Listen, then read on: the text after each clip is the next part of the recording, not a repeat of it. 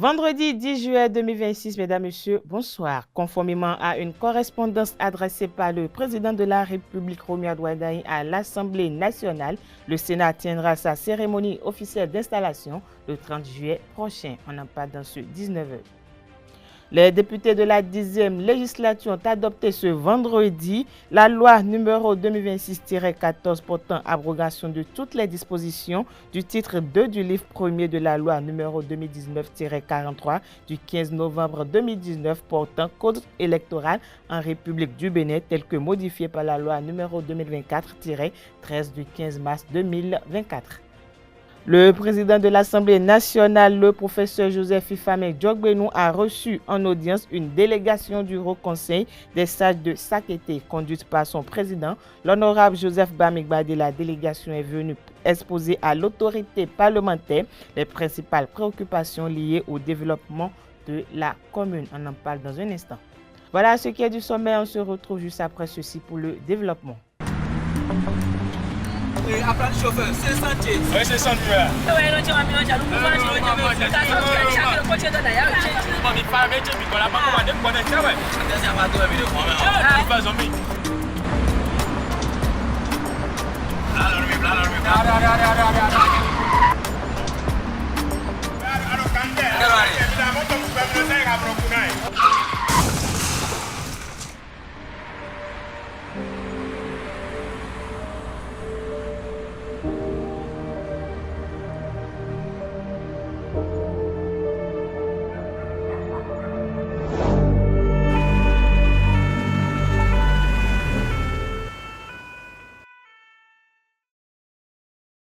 Ensemble, disons oui à la courtoisie au volant. Stop à l'excès de vitesse, à la distraction au volant et à l'incivisme sur la route. Tu viens d'avoir le bac ou tu veux te reconvertir dans un domaine d'avenir, faire le choix du numérique et rejoindre l'école supérieure d'administration, d'économie, de journalisme et des métiers de l'audiovisuel, ESAE. De nouvelles filières sont disponibles dès cette rentrée: informatique et multimédia, informatique industrielle et maintenance, réseau informatique et télécommunications, système informatique et logiciel, sans oublier les filières initiales: administration générale, administration des finances, administration des affaires, sciences juridiques, sciences économiques, sciences de gestion, journalisme et métiers de l'audiovisuel. ESAE est disponible sur 4 sites: Cotonou-Badjoumende, Cotonou-Akpakpa, Abomey-Calavi et Parakou. Pourquoi choisir l'ESAE? Des formations conçues pour le marché de l'emploi, des enseignants expérimentés et passionnés, des infrastructures modernes avec équipement de pointe, des opportunités de stage et d'emploi garanties. Les inscriptions sont en cours et les places sont limitées. Ne rate pas ta chance, donne vie à tes ambitions avec l'ESAE. Contacte-nous vite par appel ou par WhatsApp au 01 98 98 14 00 ou via email scolarité@esae.bj et visite notre site web www.esae.bj. Ton futur commence maintenant avec l'ESAE. Tu investis dans un avenir professionnel, concret et sécurisé. ESAE, l'excellence à un nom.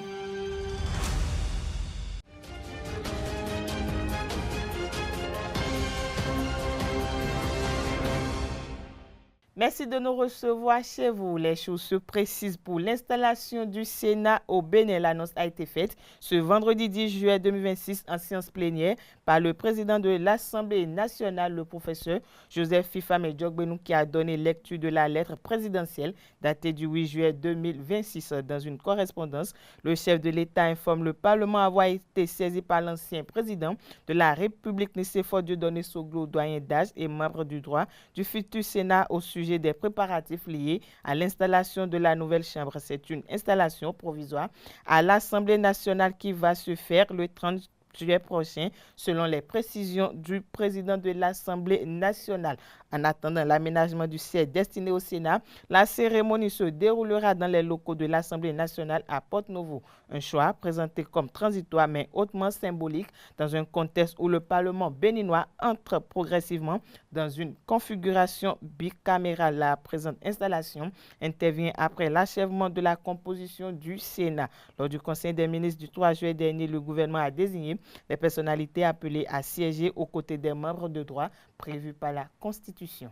Je l'annonçais au début de cette édition, l'Assemblée nationale a adopté ce vendredi 10 juillet 2026 la loi numéro 2026-14 abrogeant les dispositions du Code électoral relatives à la Commission électorale nationale autonome Sénat qui consacre la suppression provisoire de l'institution dans l'attente d'une réforme de son organisation. Le texte adopté prévoit qu'un décret pris en Conseil des ministres fixera les modalités de conservation du patrimoine de la Sénat ainsi que la liquidation de ses engagements. Son personnel sera, quant à lui, reversé dans l'administration publique. Initiée par le député Augustin Aronvoy-Blas, cette réforme est motivée par l'absence de consultation électorale prévue avant 2031, conséquence de l'alignement des mandats politiques sur une durée de 7 ans. Le projet de loi a été adopté à l'unanimité des députés présents et représentés au cours d'une séance plénière présidée par le président de l'Assemblée nationale, le professeur Joseph Ifame Diogbenou, en présence du ministre de la Justice et de la Législation,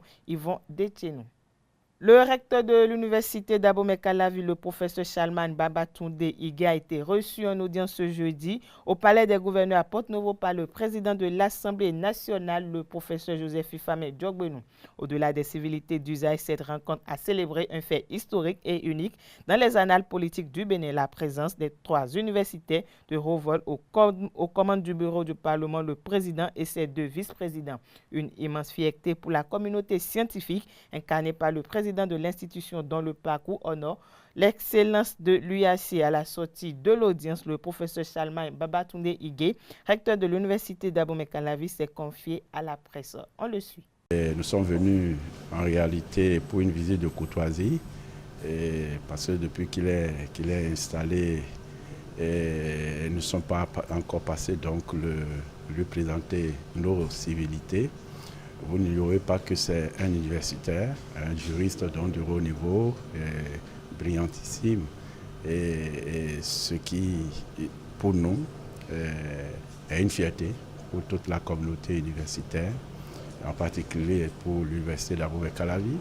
Et c'est en même temps la première fois dans l'histoire de notre pays que nous avons à la tête de l'institution parlementaire 3 universitaires, donc le président de l'Assemblée nationale, le premier vice-président et le deuxième vice-président. Cela véritablement donc nous honore et nous avons quand même tenu à venir le lui signifier de vive voix, à lui réitérer nos félicitations et nos vœux donc de succès dans l'accomplissement de sa mission, tout en échangeant avec lui sur un certain nombre donc de points que nous partageons, qui sont donc des points en réalité qui touchent à la gouvernance universitaire, donc à la gouvernance pédagogique, à la gouvernance scientifique et de façon générale et donc à la mission des enseignants-chercheurs.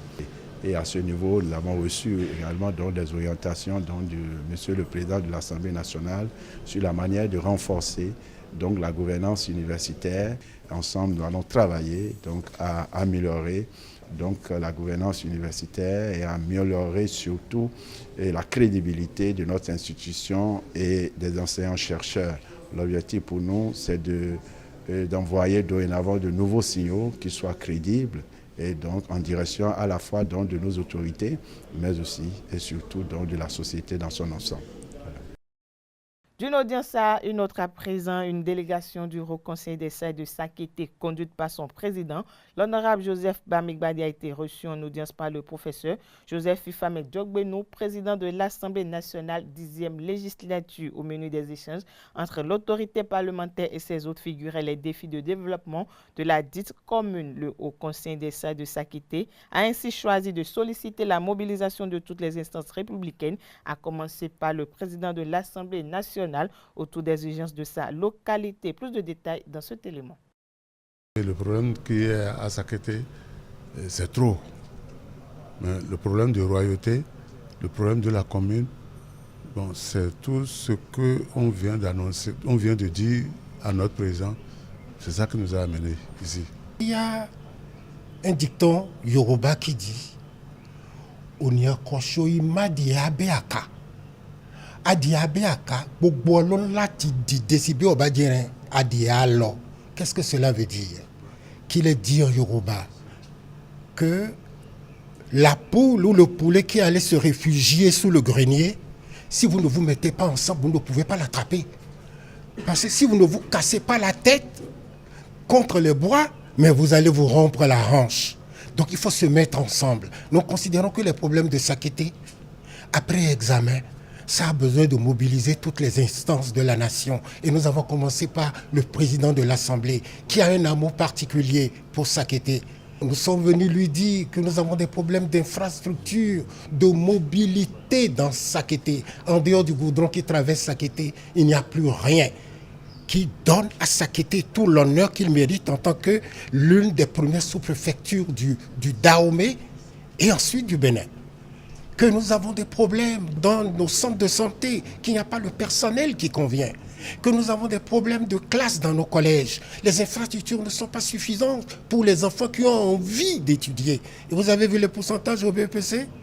Consultez les statistiques. C'est dire que les Sakétéens ne sont pas des fainéants et qu'il y a lieu de les accompagner dans leurs rêves et pour leur devenir. Et nous a réservé un accueil extraordinaire. Dans un autre registre, à présent, des membres du corps diplomatique accrédité au Bénin étaient au cabinet du ministre des Affaires étrangères Corinne Amoré-Brunette a reçu Monseigneur Ruben Dario Marinardi et Joris Suren, respectivement nonce apostolique du Saint-Siège et ambassadeur des Pays-Bas près le Bénin. Les échanges avec ces deux diplomates ont permis d'évoquer les perspectives de dynamisation des relations avec le Saint-Siège ainsi que le renforcement de la coopération bénino-néerlandaise, notamment dans les secteurs prioritaires d'intérêt commun.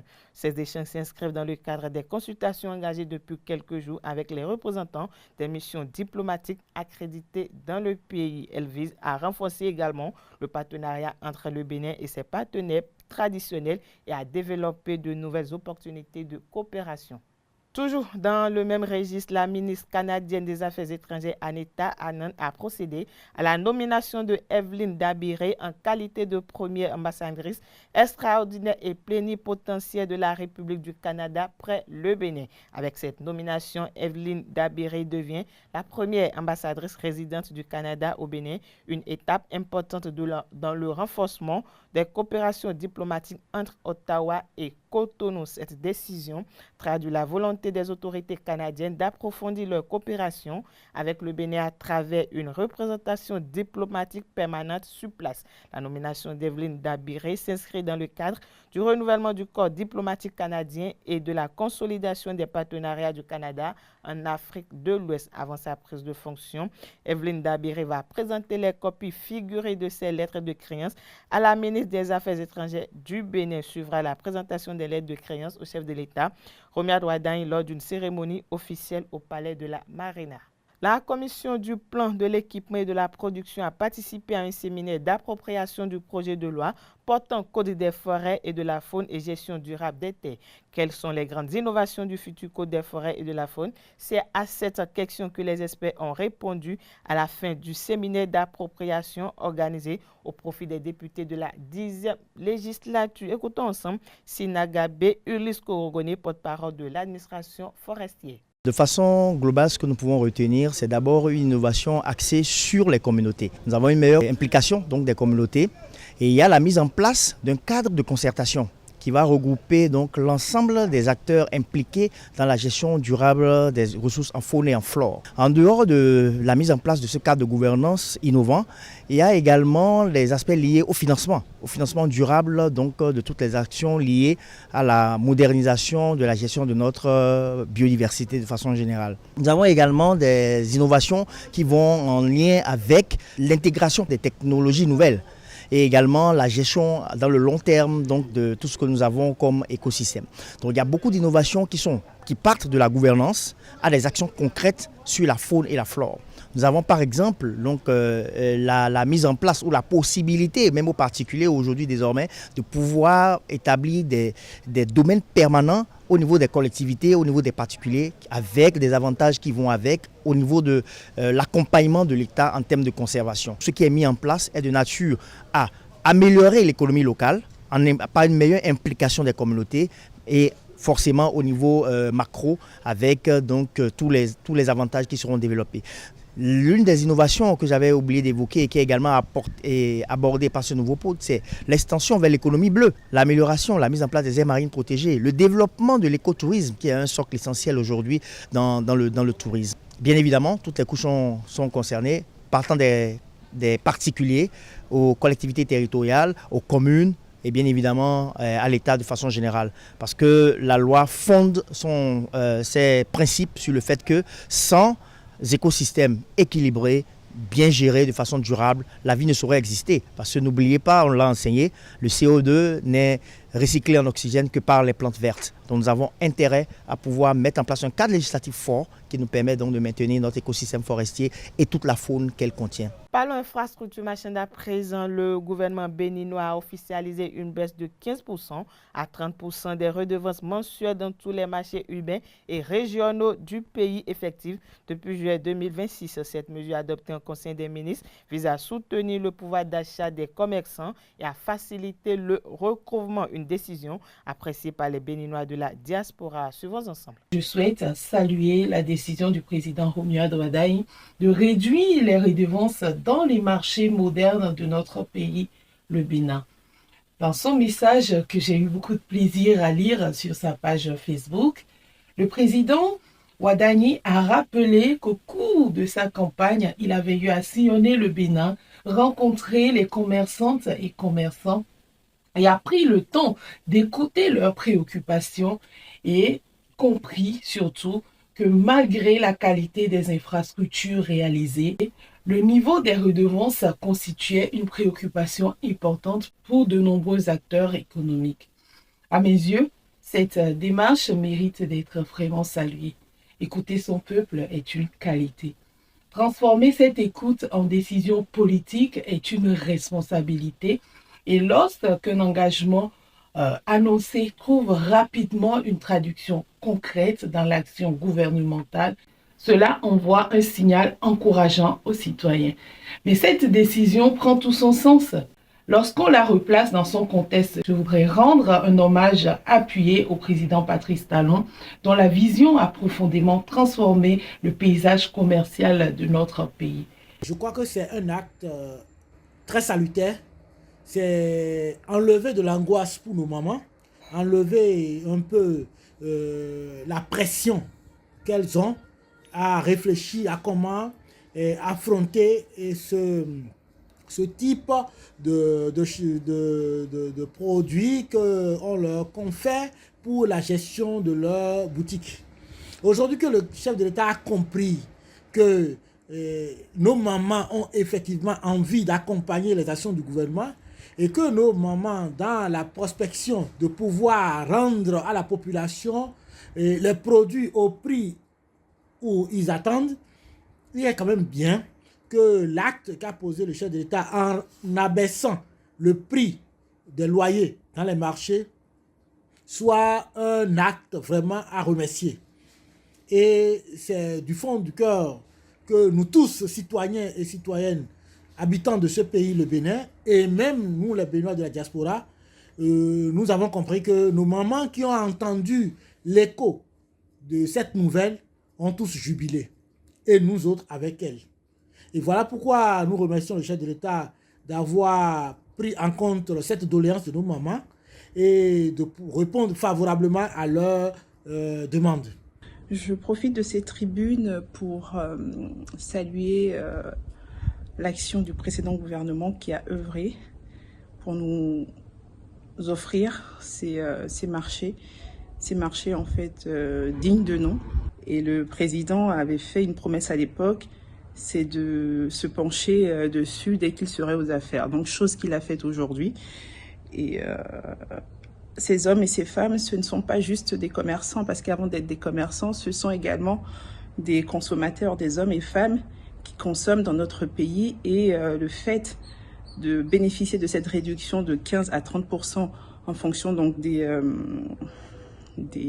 marchés sur leur loyer mensuel leur permettra non seulement d'investir autrement et aussi d'augmenter leur pouvoir d'achat, donc leur permettre de pouvoir peut-être scolariser un enfant supplémentaire, enfin bref, faire des choses en plus pour leur famille et eux-mêmes. Du 1er au 31 juillet 2026, le Bénin fait observer un repos biologique sur ses plans d'eau continentaux et maritimes. Une disposition écologique que les pêcheurs du port de pêche de Cotonou qualifient de contraignante. Ils sollicitent l'accompagnement social du gouvernement. Ils se sont confiés à Kales Kitome ce 9 juillet. Suivez plutôt.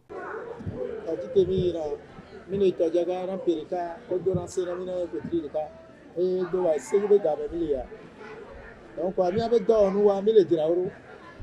Et on les voit. C'est une baouée, tu as la langue. Tu as fait l'eau là-bas. Et fille qui mis les filles, on a dans les filles, a mis ça dans les filles à eau. Pour nous, on a le c'est le mien, mi magbo.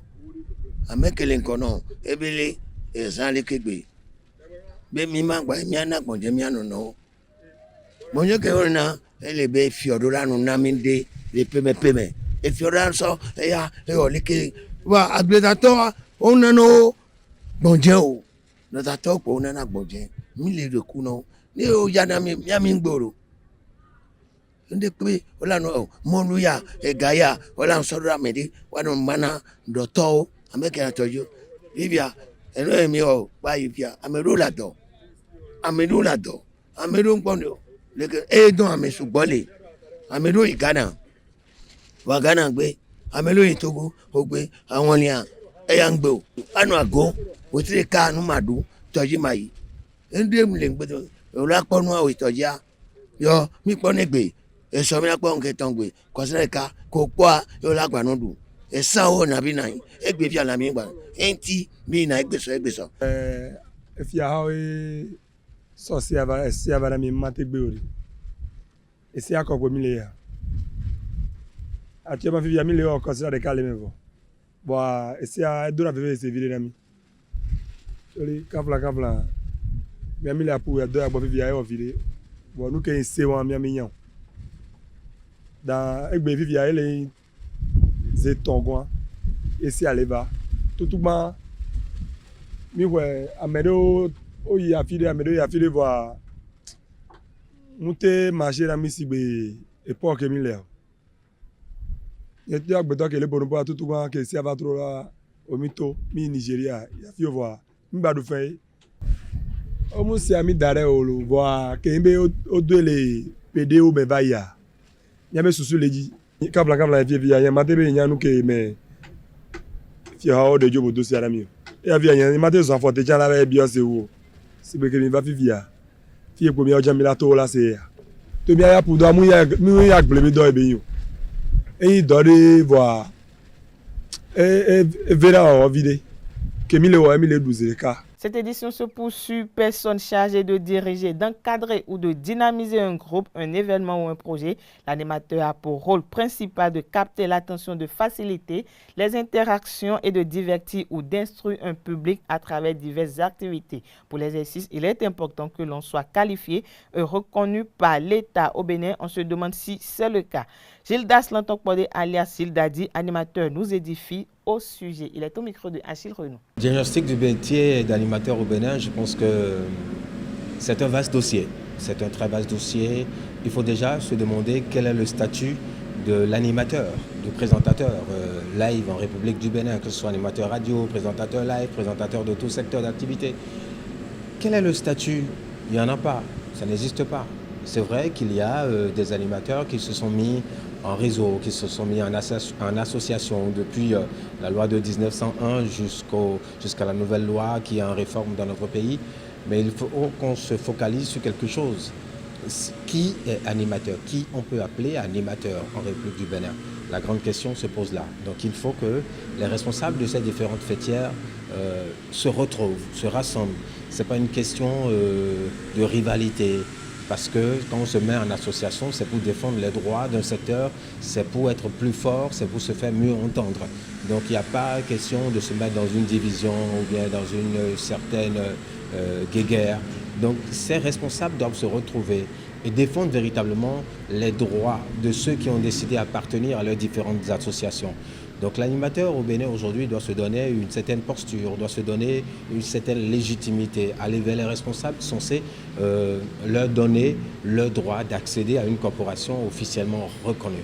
Donc ça, c'est un premier problème des animateurs. Un deuxième problème, ça se situe au niveau de la nomenclature, au niveau de la gestion de tout ce qui concerne animation, que ce soit radio-télé, que ce soit live. Alors, le mélange journalisme-animation, quelle est la limite précise, à quel degré donné on peut dire qu'un animateur est journaliste ou bien qu'un journaliste est animateur. Il faut que ça soit vraiment bien situé. Quel est aujourd'hui le rôle de l'animateur dans ce monde où nous sommes en train d'aller vers l'intelligence artificielle? Quel est l'apport de l'animateur? Qu'est-ce que l'animateur a la possibilité de faire pour améliorer sa prestation en se basant bien sûr sur les nouvelles technologies?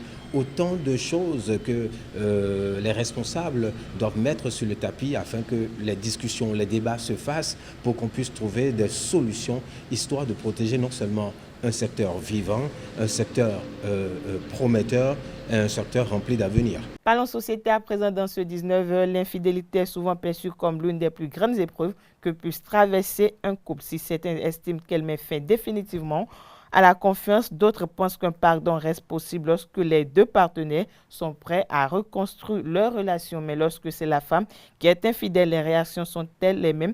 Peut-on réellement lui pardonner? Une question qui continue de diviser les opinions. Quelques citoyens ont accepté de partager leur point de vue, leur opinion et impression. Au micro de Maurice Semasoussi, Achille Renou. Ça dépend de truc là, de l'endroit où on est. Par exemple, en occidentaux, c'est possible. Mais selon moi, en Afrique, c'est pas possible. C'est pas possible dans le cas parce que chez nous, nous avons nos traditions. Bon, souvent, la plupart dans les familles, ils ont les traditions et que quand une femme commet l'adultère, c'est une faute grave. C'est une faute grave. Ça peut coûter la vie à l'homme. Ça peut faire que les activités de l'homme peuvent commencer par basculer. Ça peut faire que l'homme va commencer par devenir malade jusqu'à ça va lui coûter la vie. Donc c'est vraiment compliqué en Afrique parce que nous avons nos coutumes. Vous comprenez, nous avons nos coutumes. Et puis quand une femme, selon moi, quand une femme propose cet acte-là, on dit souvent qu'il y a Biwara. Bon, des fois, il y a dans d'autres familles, ils disent que bon, ils peuvent se comprendre et puis ils iront dans la grande famille, on va faire des cérémonies, tout ça. Là. Moi, je trouve que c'est quelque chose qui résout le problème, je ne pense pas. Parce qu'une femme qui a eu à faire ça, selon moi, c'est possible qu'elle va encore répondre. Personnellement, je suis du genre à ne pas vouloir partager ma femme avec quelqu'un d'autre. Donc, si déjà elle a déjà commis l'acte une fois, je peux essayer de discuter, de lui pardonner une seconde fois. Mais quand l'acte se répète, je suis obligé de m'en débarrasser. Compte tenu des totems, il y a d'autres qui reprennent, malgré le fait que spirituellement c'est puni. Parce que tout le monde n'est pas au courant des effets que ça a, des impacts négatifs que ça a spirituellement. Donc on essaie peut-être de vouloir, compte tenu de l'amour qu'on a pour cette dernière, de fermer les yeux sur ça pour une première fois. Mais quand ça devient répétitif, là on n'a pas le choix que de s'en débarrasser. C'est impossible. Parce que si la femme même, elle sait que ce qu'elle a fait, elle sait avant de faire là, le fait de la pardonner là, ce serait un peu difficile. Même, mais dans le cas contraire, si, genre, dans le cas où on peut parler de pardon, bon, il y a des choses qui arrivent qu'on ne sait pas. Bien, on l'a kidnappé par force. Bon, ça là, on peut regarder dedans. Mais elle sait la chose avant de faire, on va dire qu'on va la pardonner.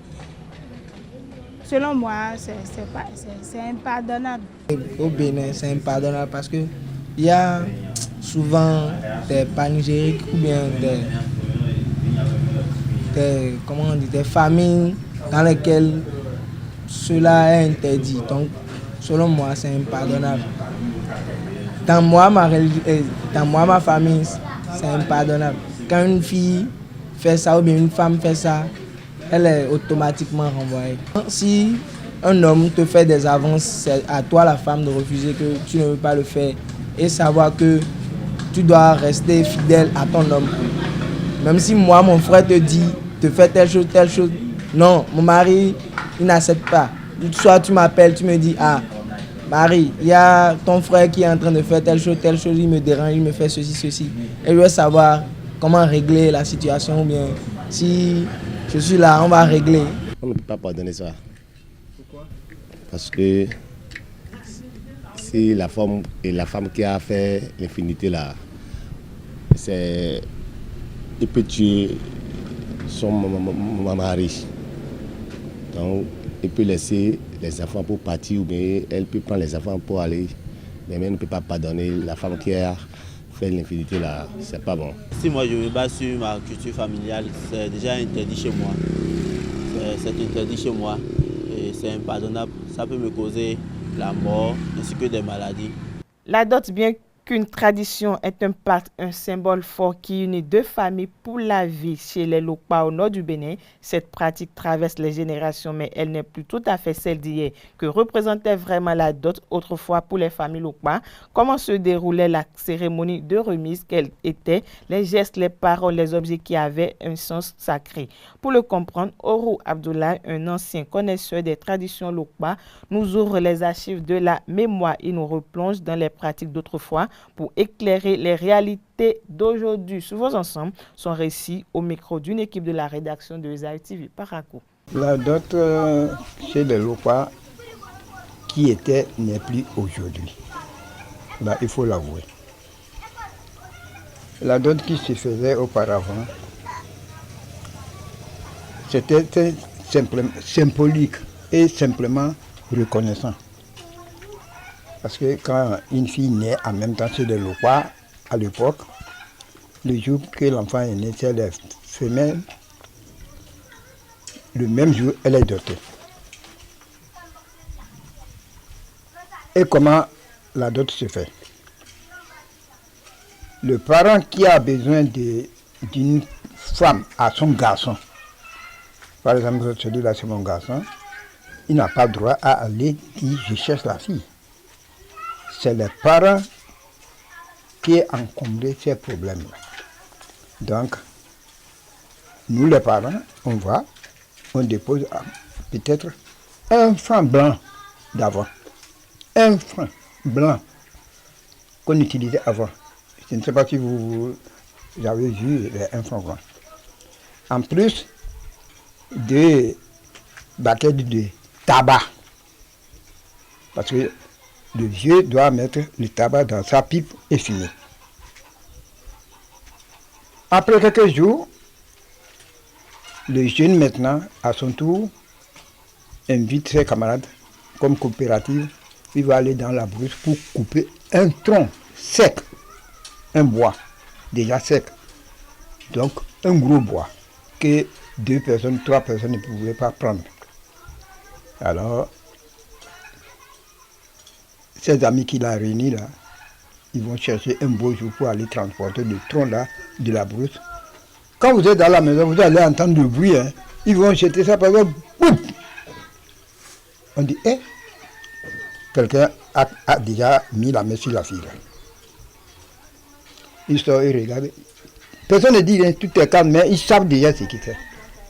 Donc c'est pour que ce bois-là serve la maman et la petite née pour le chauffage de la chambre. Je ne sais pas si vous comprenez bien. C'est ça qu'on met et l'enfant et sa maman couchent à côté pour les chauffer, tout ce qu'ils veulent là. C'est ça. Là, à partir de ce moment, on sait que la petite qui est née a déjà gagné un homme. personne ne vient plus. En dehors de celui-là, comme tous les quartiers, tous les villages, c'est comme ça, la personne ne vient plus faire les mêmes choses. Même si on vient, les parents de la petite ne vont plus accepter. Ça, c'est rejeté d'office. On ne reconnaît qu'une seule personne et le premier, si on l'a accepté. Parce que quand ils vont arriver, on va chercher à savoir quels sont ceux-là, les familles-là, qu'est-ce qu'ils font. Est-ce qu'ils sont travailleurs? Ainsi de suite, ils vont se renseigner d'abord, avant d'accepter ce qu'ils ont amené comme don. Voilà comment ça se faisait avant. C'est parce qu'il y a eu évolution que c'est 1 franc. Avant là, c'était 0 centime. Est-ce que vous avez vu ça? 0 centime, c'est la moitié de 1 franc. Bon, comme nous, on a fait un peu le temps colonial, donc on a vu tous ces sous-là. Mais avant même, en dehors de ça, réellement avant, c'était Cori blanc là. C'est ça qu'on donne comme argent. Puisque c'est ça que les gens bouffaient avant comme l'argent. Hors de nos frontières, le Conseil constitutionnel sénégalais a invalidé ce 9 juillet un texte voté par l'Assemblée nationale la semaine dernière révisant l'équilibre des pouvoirs entre l'exécutif et le Parlement. Pour justifier sa décision, le Conseil constitutionnel invoque une série de violations de différents articles de la Constitution, notamment les articles 82 et 103 selon l'instance. Par exemple, la décision d'accroître les moyens humains, matériels et budgétaires de la future Cour constitutionnelle sans prévoir de recettes compensatrices est contraire à l'article 82. Les sages dénoncent aussi le refus par le président de l'Assemblée nationale, Ousmane Sonko, d'accorder à l'exécutif la procédure dite du vote bloqué. La révision de la loi fondamentale telle qu'adoptée lundi dernier est donc déclarée contraire à la Constitution du Sénégal. Pour rappel, le texte qui avait pour but de modifier 29 articles de la Constitution allait profondément modifier l'équilibre des pouvoirs. Il interdit au président de la République de diriger un parti politique, renforce les pouvoirs de l'Assemblée nationale et du Premier ministre, remplace le Conseil constitutionnel par une Cour constitutionnelle composée de 9 membres et limite à une seule fois la possibilité de dissoudre le Parlement par mandat présidentiel. Du Sénégal, direction l'Espagne. En Espagne, un fulgurant incendie qui s'est déclenché dans l'après-midi de ce 9 juin dans la région d'Almeria, dans le sud-est du pays, a fait au moins 12 morts. Le bilan du sinistre, assurément l'un des plus graves de l'histoire récente en Espagne, pourrait encore grimper. Les autorités étaient encore à la recherche de 23 personnes non localisées. 8 personnes sont blessées, dont 4 grièvement par brûlures, ont-ils ajouté. Selon les informations rendues publiques, environ 500 pompiers sont encore à pied d'œuvre pour tenter de maîtriser les flammes et retrouver d'éventuelles autres victimes. 600 personnes ont été délogées et les autorités craignent une aggravation de la situation si le vent tournait, alors que le pays sort à peine d'une vague de chaleur propice à la propagation des feux de forêt. L'origine du feu, qui a déjà ravagé plus de 300 hectares, pourrait être à la chute d'une ligne électrique près de la route nationale, selon les informations. Sport présent dans cette édition pour boucler, battu 3-2 à l'aller, les Flamingos, les jeunes béninoises gardent intactes leurs chances de qualification pour la Coupe du monde féminine U17 de la FIFA Maroc 2026 et comptent bien renverser la situation ce samedi 11 juillet 2026 au stade de Kégué à Lomé. Les Amazones U17 vont donc affronter le Nigeria et tenter d'obtenir leur qualification en Coupe du monde ce samedi.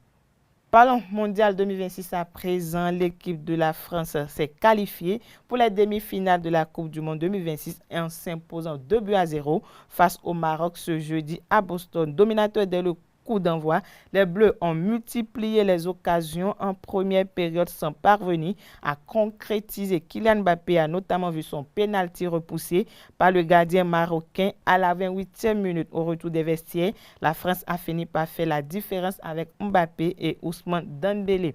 Grâce à ce succès, la France décroche son billet pour les demi-finales. Pour ce soir, l'Espagne rencontre la Belgique pour la deuxième quart de finale de cette Coupe du monde. Le vainqueur affrontera la France en demi-finale.